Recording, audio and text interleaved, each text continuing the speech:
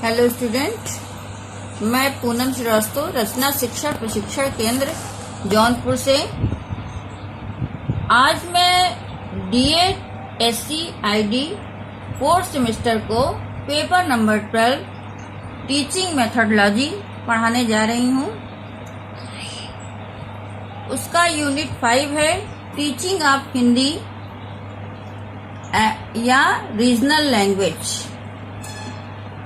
आज मैं 5.4 clear out करूंगी। 5.4 है basic skills for learning Hindi और regional language, listening, speaking, reading and writing skills. Hindi या क्षेत्रीय भाषा सीखने के बुनियादी या प्राथमिक कौशल सुनना, बोलना, पढ़ना तथा लिखना कौशल। ध्वनि, शब्द और वाक्य किसी भी भाषा के आधारभूत तत्व होते हैं। इनको भली भांति जानकर मनुष्य भाषा की प्रकृति को समझ सकता है। भाषा शिक्षक के लिए इन तत्वों के व्यवहारिक ज्ञान की शिक्षण प्रक्रिया को जानना आवश्यक है। भाषा ज्ञान के लिए श्रवण दक्षता एक महत्वपूर्ण कौशल है। श्रवण दक्षता मौखिक अभिव्यक्ति का आधार बनाती है। भाषा ज्ञान के विकास के लिए पठन का भी विशेष महत्व है। पठन में उच्चारण स्पष्टता,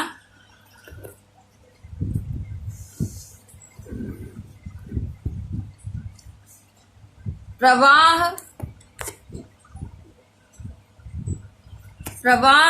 अर्थ ग्रहण क्षमता तथा प्रभावोत्पादकता अपेक्षित गुण हैं। अतः शिक्षार्थियों में पठन कौशल का विकास आवश्यक होता है।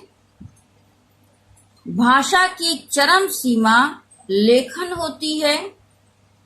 सामान्य लेखन एवं सृजनात्मक लेखन की क्षमता का विकास भाषा के क्षेत्र में समान रूप से महत्वपूर्ण है।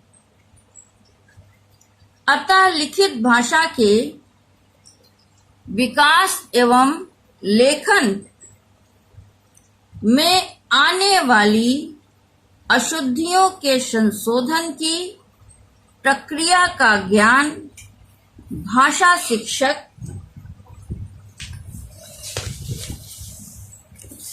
के लिए आवश्यक है। भाषा शिक्षक के लिए आवश्यक है। पहला है श्रवण कौशल, सुनना। श्रवण शब्द श्रु धातु से बना है, जिसका अर्थ है सुनना। सुनने की विभिन्न क्रियाओं को यथापूर्वक या ध्यान पूर्वक सुनने, अधिगम करने तथा मौखिक संवाद करने आदि से इसका संबंध है। बच्चा अपने जन्म काल से ही सार्थक एवं निरर्थक अनेक प्रकार की ध्वनियां सुनना आरंभ कर देता है। बच्चे की अधिकांश भाषा शिक्षा उसकी श्रवण द्वारा ग्रहित ध्वनियों पर ही अवलंबित होती है। वैदिक काल में जो साहित्य था वह सुनकर याद किया जाता था।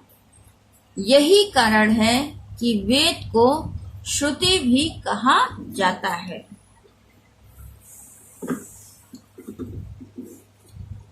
प्राचीन समय में ऐसी मान्यता है कि बच्चा गर्भावस्था से ही सुनने की प्रक्रिया को शुरू कर देता है। इसका प्रत्यक्ष उदाहरण अभिमन्यु का है, जिन्होंने गर्भावस्था में ही चक्रव्यूह में घुसने की प्रक्रिया को तो सीख लिया था, किंतु मां के सो जाने के कारण चक्रव्यूह तोड़ने की प्रक्रिया को वो सुन नहीं सके थे। तो इस प्रकार सुनना कौशल जो है वो बच्चे बचपन से ही इस प्रवृत्ति को या जन्म काल से ही अनेक प्रकार की ध्वनियों को सुनना आरंभ कर देते हैं। श्रवण कौशल विकास आधारित शिक्षण उद्देश्य। सुनना मानव जीवन की अनिवार्य प्रक्रिया है। विद्यालय में भी शिक्षार्थी लगभग अपना आधा समय सुनने में व्यतीत करता है। श्रवण कौशल के महत्व को देखते हुए भाषा शिक्षक को सुनियोजित प्रयास करना चाहिए, जिससे शिक्षार्थी निम्नलिखित क्रियाओं में सहभागी बन सके। पहला, धैर्य एवं ध्यान पूर्वक सुनने की कुशलता अर्जित कर सके। शिक्षार्थी धैर्य एवं ध्यान पूर्वक सुनने की कुशलता अर्जित कर सके। दूसरा, शुद्ध एवं अशुद्ध उच्चारण ध्वनियों एवं शब्दों में भेद करने में समर्थ हो सके। तीसरा, श्रुत सामग्री को समझकर उसके केंद्रीय भाव या विचार को ग्रहण कर सके शिक्षार्थी। चौथा, सुनी हुई विषय वस्तु के आधार पर शिष्टता पूर्वक प्रश्न पूछ सके शिक्षार्थी। पांचवा, रेडियो, दूरदर्शन इत्यादि पर प्रस्तुत संवादों, समाचारों आदि को सुनकर समझ सके।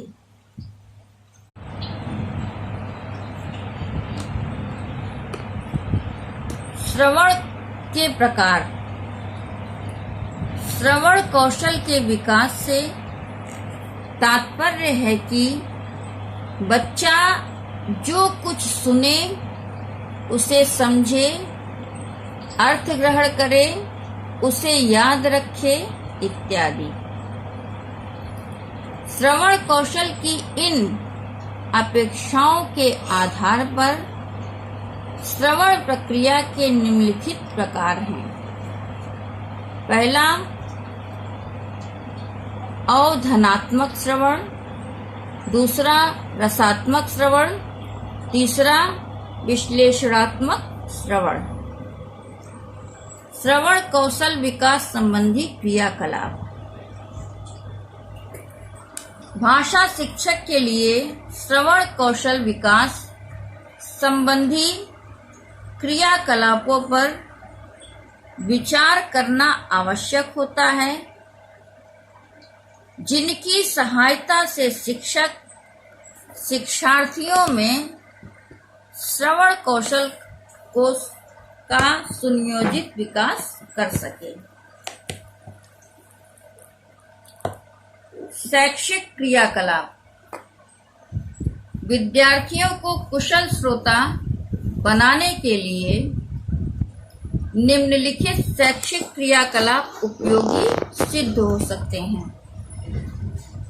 पहला, कहानी सुनना। दूसरा, वार्तालाप सुनना। तीसरा, प्रकृति एवं देश प्रेम संबंधी कविताएं सुनना। चौथा, चित्रों की सहायता से कहानी सुनना। पांचवा, महापुरुषों की सूक्तियां सुनना इत्यादि।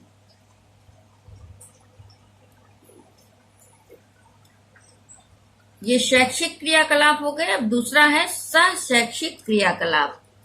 ये श्रवण कौशल विकास संबंधी क्रियाकलाप के अंतर्गत हैं। सहशैक्षिक क्रियाकलाप। विद्यालय स्तर पर श्रवण कौशल विकास के लिए सहशैक्षिक क्रियाकलाप आयोजित करना चाहिए। जिससे विद्यार्थियों का श्रवण कौशल प्रभावित होगा और उनके श्रवण कौशल का विकास भी हो सकेगा। जैसे वाद विवाद प्रतियोगिता कराना, कहानी सुनाना, नाटक मंचन करना, सुवाचन प्रतियोगिताएं, सामूहिक बाल सभा, समाचार वाचन इत्यादि। दूसरा कौशल है वाचन कौशल या बोलना। वाचन कौशल को भाषण कौशल भी कहते हैं। भाषण अर्थात बोलना। मौखिक अभिव्यक्ति विचारों के आदान प्रदान का प्रमुख माध्यम है। मनुष्य जब अपने विचारों को दूसरे के समक्ष रखने के लिए भाषा का बोलकर प्रयोग करता है तो उसे मौखिक अभिव्यक्ति या वाचन कौशल कहते हैं। बच्चे के विकास की दृष्टि से मौखिक अभिव्यक्ति प्रारंभ से ही अत्यंत महत्वपूर्ण होती है। प्रारंभ में बच्चे को शिक्षा देने के लिए संभाषण ही सिखाया जाना चाहिए। भाषा की नींव तैयार करने में मौखिक अभिव्यक्ति सहायक होती है। वाचन शिक्षण के उद्देश्य। वाचन या मौखिक अभिव्यक्ति कौशल के निम्नलिखित उद्देश्य होते हैं। वाचन या मौखिक अभिव्यक्ति कौशल के निम्नलिखित उद्देश्य होते हैं। पहला, शिक्षार्थी मौखिक अभिव्यक्ति कौशल के द्वारा शुद्ध, स्पष्ट, स्वाभाविक एवं प्रवाह युक्त वाणी में वार्तालाप एवं भाषण करने की क्षमता अर्जित कर सकेंगे। दूसरा, भावानुकूल आरोह अवरोह बल और अनुतान का ध्यान रखते हुए शिक्षार्थी मौखिक अभिव्यक्ति कर सकेंगे। तीसरा, शिक्षार्थी अपने मनोभावों जैसे हर्ष, विषाद, क्रोध, विस्मय आदि को स्वाभाविक एवं भावमय ढंग से अभिव्यक्त करने में सक्षम हो सकेंगे। स्वाभाविक होगा। स्वाभाविक एवं भावमय ढंग से अभिव्यक्त करने में सक्षम हो सकेंगे। चौथा है, सामाजिक, साहित्यिक, वैज्ञानिक विषयों पर आयोजित वार्तालापों एवं परिचर्चाओं में भाग ले सकेंगे। वाचन कौशल की विशेषताएं। शिक्षार्थियों में मौखिक अभिव्यक्ति कौशल के समुचित विकास के लिए शिक्षक को अभिव्यक्ति कौशल की उन विशेषताओं का ज्ञान होना चाहिए जो मौखिक अभिव्यक्ति को प्रभावी बनाती हैं। मौखिक अभिव्यक्ति कौशल की प्रमुख विशेषताएं निम्नलिखित हैं। पहला, शुद्धता। दूसरा, स्वाभाविकता एवं स्पष्टता। तीसरा, विचार क्रमबद्धता। चौथा, सशक्तता। पांचवा, प्रवाह। छठा, अवसरा अनुकूलता। सातवां, प्रभाव उत्पादकता।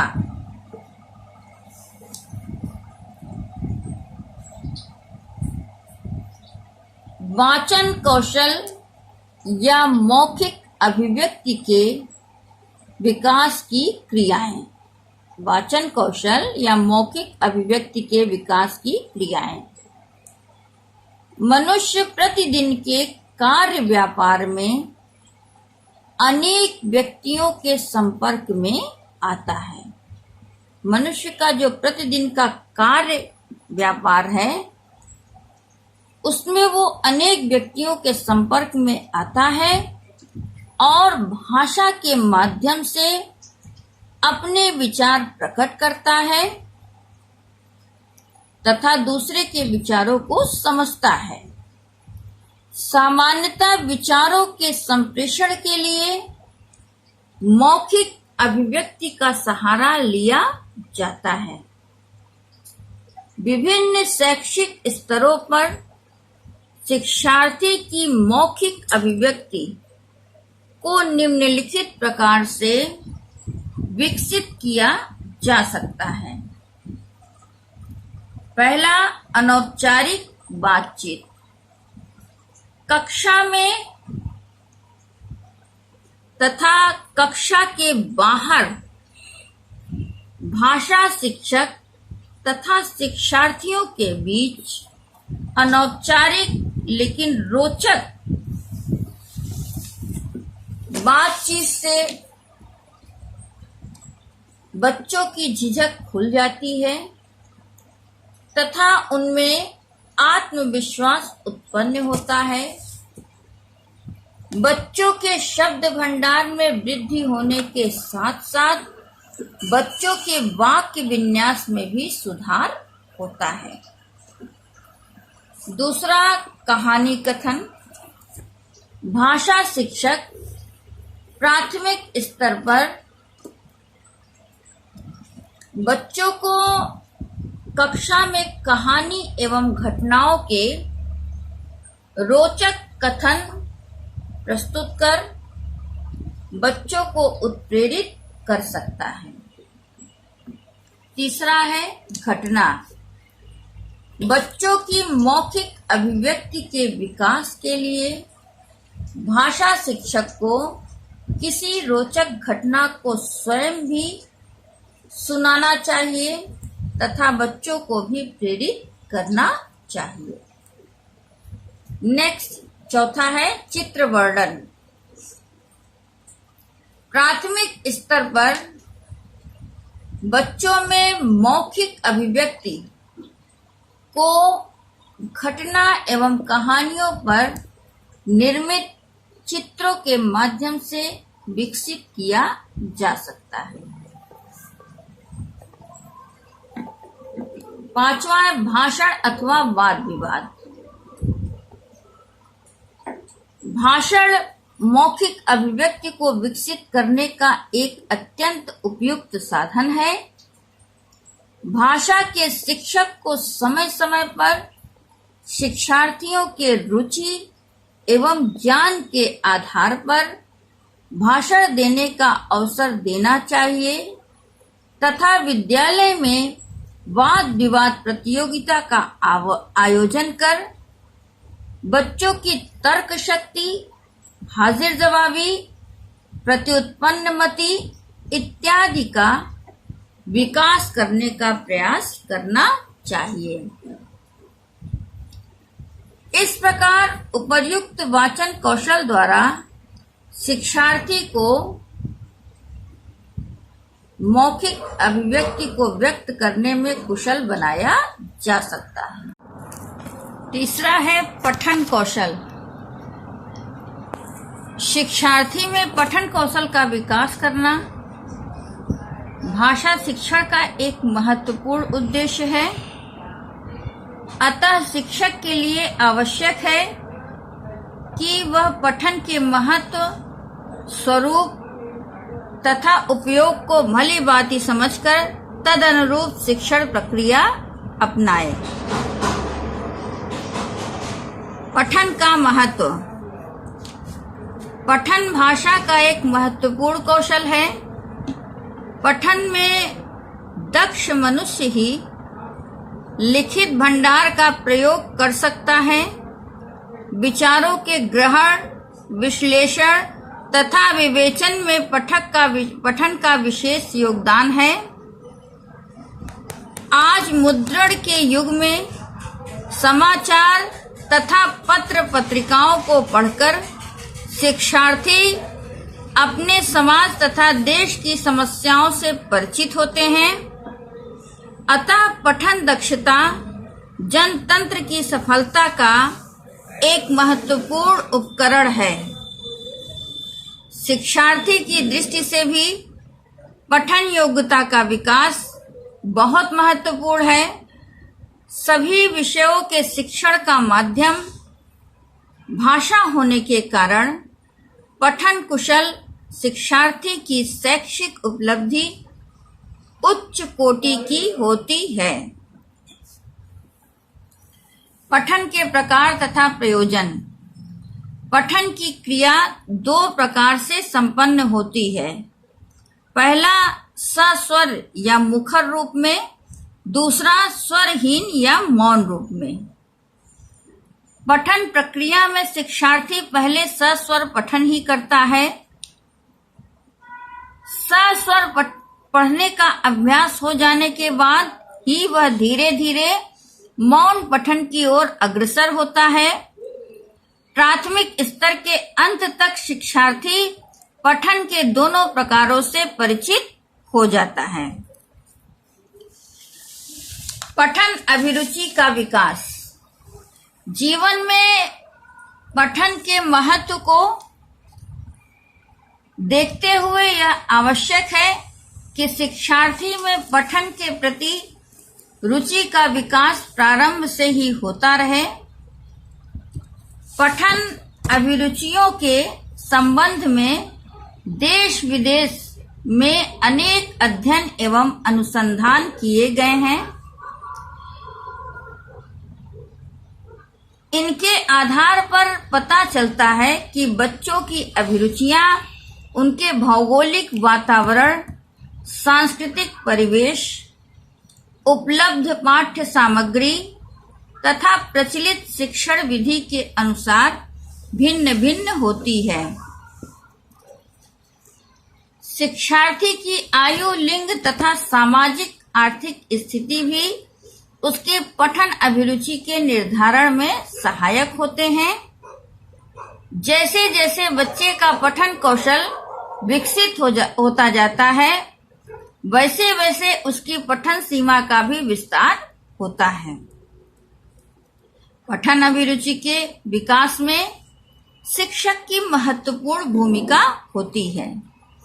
पाठों का अध्ययन कराते समय शिक्षक विविध प्रश्नों तथा उद्धरणों द्वारा शिक्षार्थी की पठन अभिरुचि को उत्प्रेरित कर सकते हैं। शिक्षार्थी की पठन अभिरुचि के विकास में शिक्षक की रुचि तथा मार्गदर्शन का काफी योगदान होता है। शिक्षक को समय समय पर बच्चों को विभिन्न पाठ्य स्रोतों तथा पुस्तकालय में उपलब्ध पुस्तकों के विषय में ध्यान आकर्षित करना चाहिए। शिक्षार्थी का ध्यान आकर्षित करना चाहिए, जिससे शिक्षार्थी जिज्ञासावश पुस्तकों को पढ़ने का प्रयास करेंगे और जिससे उनकी पठन अभिरुचि का निश्चय ही विकास होगा। चौथा है लेखन कौशल। किसी भी भाषा में दक्षता प्राप्त करने के लिए मौखिक अभिव्यक्ति तथा वाचन के साथ साथ लेखन कौशल में दक्ष होना आवश्यक है। प्रभावशाली लिखित अभिव्यक्ति के माध्यम से मनुष्य दूरस्थ व्यक्ति के पास अपने विचार उसी रूप में संप्रेषित करने में सक्षम हो सकते हैं। प्रायः देखा जाता है कि लिखित रचना मौखिक रचना की अपेक्षा अधिक सुगठित, सशक्त, सरल और प्रवाहपूर्ण होती है। उच्च कोटि की लिखित रचना युग युग तक मानव को उत्साह, संदेश और जीवन दायिनी ऊर्जा प्रदान करती रहती है। लेखन कौशल का महत्व। लिखित रचना का मानव के जीवन में अनेक दृष्टियों से महत्व है। साहित्यिक, सांस्कृतिक, व्यवहारिक तथा अंतर्राष्ट्रीय क्रियाकलापों का निर्वाह लिखित भाषा के माध्यम से होता है। राष्ट्र के समस्त संसदीय, शासकीय, न्यायिक, सैनिक आदि कार्यों का संवहन लिखित आदेशों एवं संदेशों से होता है। किसी भी बात या आदेश एवं संदेशों को लिखित रूप में ही प्रमाण माना जाता है। विद्यालय स्तर पर भी लिखित रचना का अत्यधिक महत्व है। किसी भी विषय पर सुसंबद्ध एवं क्रमबद्ध रूप से विचार प्रकट करने के कौशल की प्राप्ति में लिखित रचना शिक्षण बहुत उपयोगी होता है। लिखित रचना की शिक्षा द्वारा बच्चों की सृजनात्मक प्रतिभा को जागृत कर उन्हें स्वतंत्र भाव प्रकाशन के लिए प्रेरित किया जा सकता है। लेखन की प्रक्रिया। लिखित रचना के शिक्षण से पूर्व विद्यार्थियों में लेखन तत्परता का विकास करना आवश्यक होता है।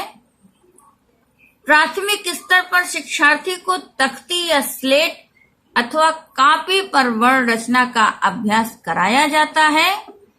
धीरे धीरे शिक्षार्थी सुलेख और अनुलेख,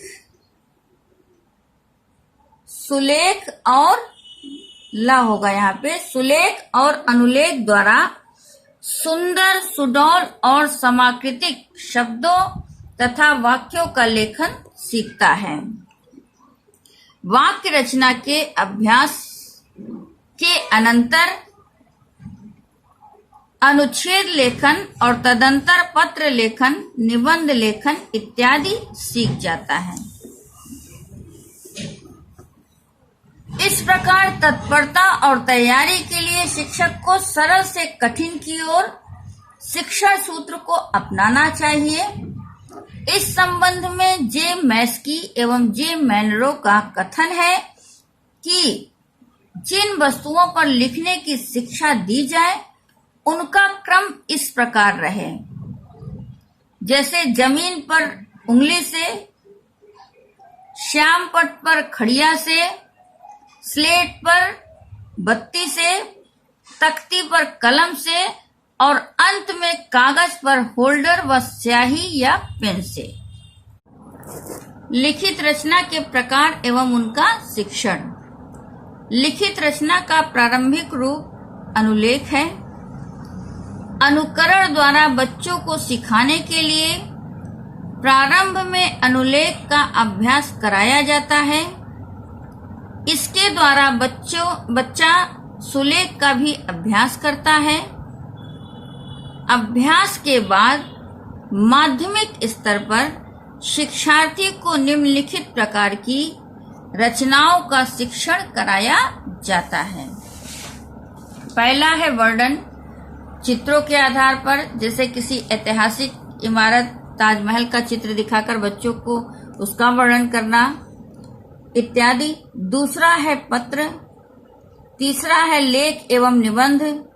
चौथा है सार लेखन। पांचवा है व्याख्या। छठा है समीक्षा लेखन। सातवां है रिपोर्ट लेखन। आठवां संवाद है। नौवां है जीवनी आत्मकथा। दसवां है कहानी इत्यादि। लिखित रचना शिक्षण के लिए निम्नलिखित विधियों का आश्रय लिया जा सकता है, जैसे पहला चित्र वर्णन विधि, दूसरा प्रश्नोत्तर विधि, तीसरा उद्बोधन विधि, चौथा रूपरेखा विधि, पांचवा प्रवचन विधि, छठा स्वाध्याय या मंत्रणा विधि, सातवां विचार विमर्श अथवा परिचर्चा विधि, 8वां आदर्श अनुकरण विधि इत्यादि।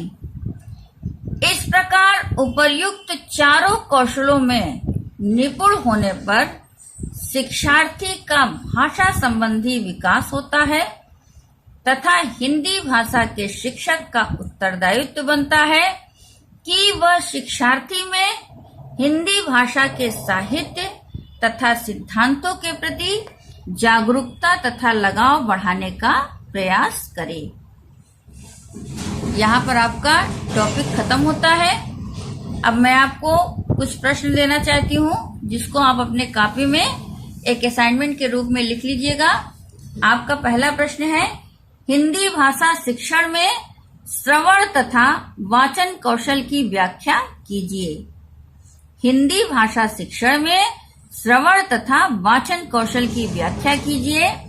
दूसरा प्रश्न है, हिंदी भाषा शिक्षण के बुनियादी या प्राथमिक स्तर के कौशलों में से पठन एवं लेखन कौशल का वर्णन कीजिए।